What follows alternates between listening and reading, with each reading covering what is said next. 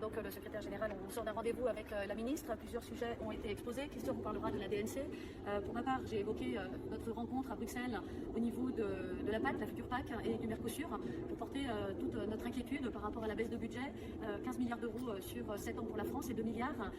La liberté à chaque État membre d'aller chercher le complément de financement sur l'enveloppe qui lui sera libre avec toutes les inégalités et la concurrence qui va du coup s'installer entre États membres. Donc cette renationalisation avec moins de moyens n'est pas acceptable.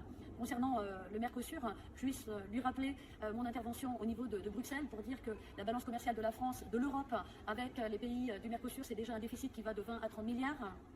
On ne peut pas accepter 99 000 tonnes de viande bovine en plus parce que c'est 25% de ce qu'on importe aujourd'hui, que l'Europe apporte aujourd'hui.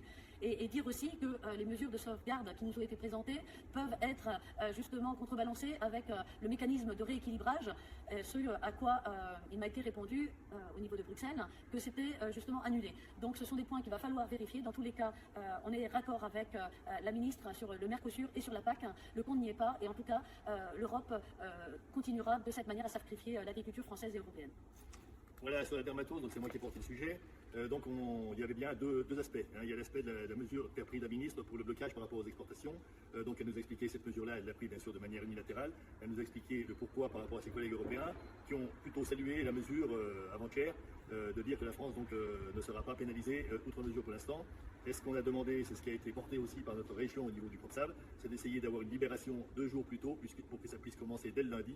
Sinon la semaine serait, on va dire, serait foutue pour l'exportation. Donc la ministre a été très sensible à ce point-là. Elle va regarder, bien sûr, si elle peut modifier son arrêté sur ce point-là. Après, sur l'évolution de la maladie, aujourd'hui, les choses semblent sous maîtrise. On va dire les choses comme ça, et on peut tous espérer qu'il n'y ait pas de nouveaux foyers. Alors, on a parlé, bien sûr, de là où ça a commencé, les Savoies qui commencent à repeupler à partir d'aujourd'hui. Et là-dessus, donc on est revenu sur les indemnisations. La ministre a aussi entendu de payer la partie indemnisation animale. Ça avait déjà été dit par son directeur de cabinet la semaine dernière, et on peut penser que cette indemnisation va arriver. C'est ce qu'elle nous a bien laissé entendre.